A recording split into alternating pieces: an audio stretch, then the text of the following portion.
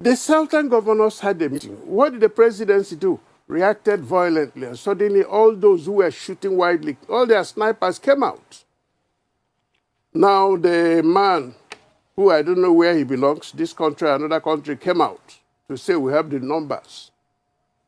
And then the premium meeting, which is the meeting of the governors, that now brought in the respected traditional rulers.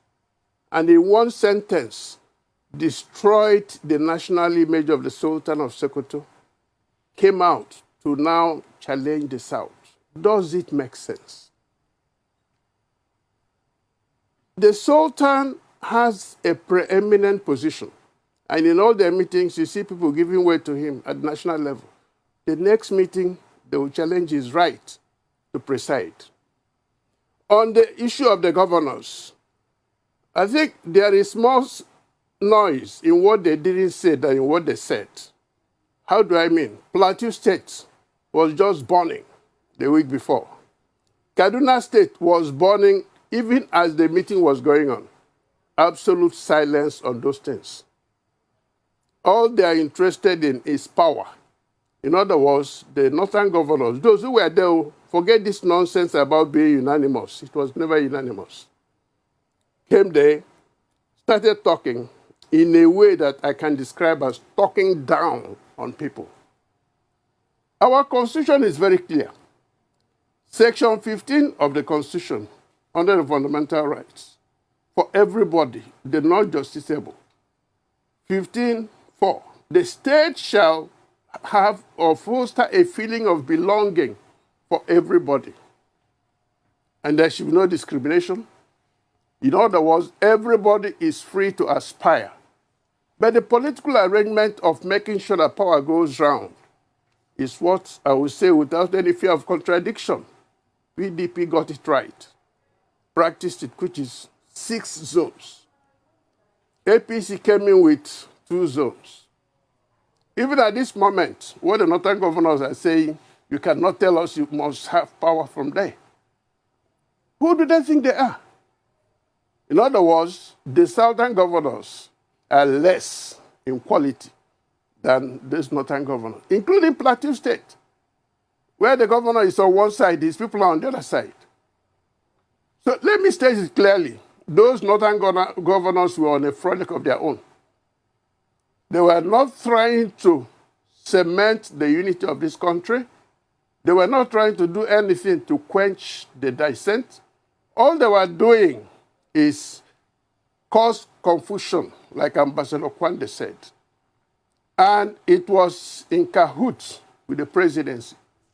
If you remember, Attorney General was busy equating open grazing to selling spare parts and questioning why we should even talk about presidency coming to the South. And in this country, you ask yourself, is the president going to be president of Nigeria or the president of Northern Nigeria? If the president of 2023 is going to be president of Nigeria, then whatever comes around must go around. So, without any equivocation, those governors really destroyed the tiny thread that has been holding us. That's on the issue of 2023. What about the sharp wound of open grazing? In a simple language, Hawa will go to her place, plant things when it is due for maturing.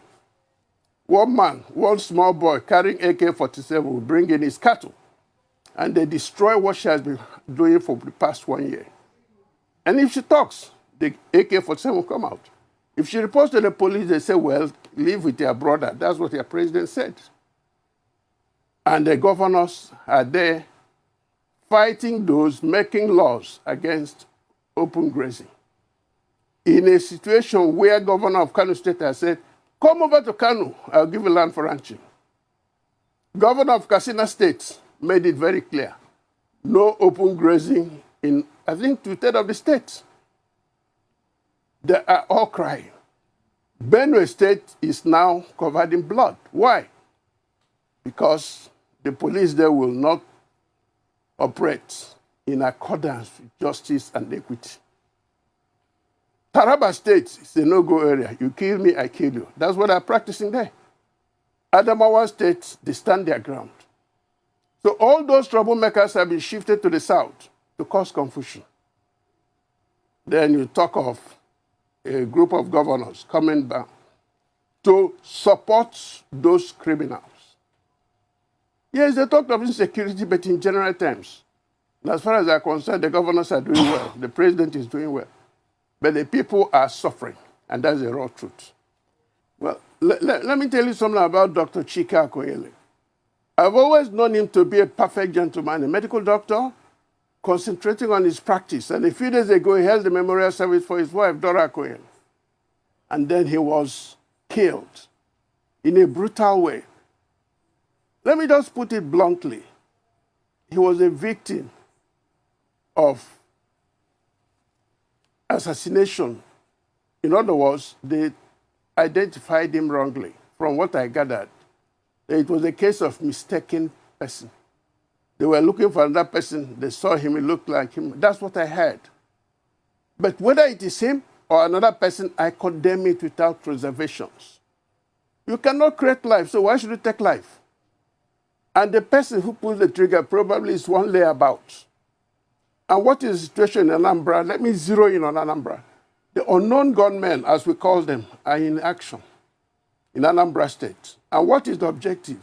That there shall be no election. That's what is going on. They don't want any election in Anambra State. And those who don't want election are making the state ungovernable. All the thugs you can think of are rushing to Anambra because there is a job to be done. There is employment. And if you ask a policeman in an area, he will tell you who are the bad boys. But ask him again, which of them are active now, he will tell you they're hiding. Because these current gunmen are not the ordinary gunmen. Definitely they're not Igbos. They are people who kill for pleasure. Give them money and they're happy. And when they kill, they also bring you pictures as proof. They even play soccer. They play football with human head. That is gruesome, and I condemn it. Then in the whole of the Southeast, the issue of presidency coming to the Southeast up to April was what destroyed the harmony and the peace of the Southeast. Suddenly they knew that if they didn't create this air, if they didn't create synchronized violence, then the rest of the country will flow with Southeast. So believe me, believe you me, Southeast is still a peaceful state. Every day vehicles go to Southeast from all parts of Nigeria. Every day vehicles travel from Southeast to all parts of Nigeria. And if we do that, then where is the violence? If it is not synchronized. It is targeted at a conclusion, make the East look ungovernable. Beginning with Anambra State, they want to make sure there is no election in Anambra State. And that's the whole thing. Unfortunately, Dr. Akoyele fell victim to this shenanigan that is going on. That is wrong. And I urge any man or woman of goodwill, please stand up and condemn it. And if you are one of those financing this assassination, financing all this violence, please go home. Take the gun and put it on your own head. Then you can understand what death means.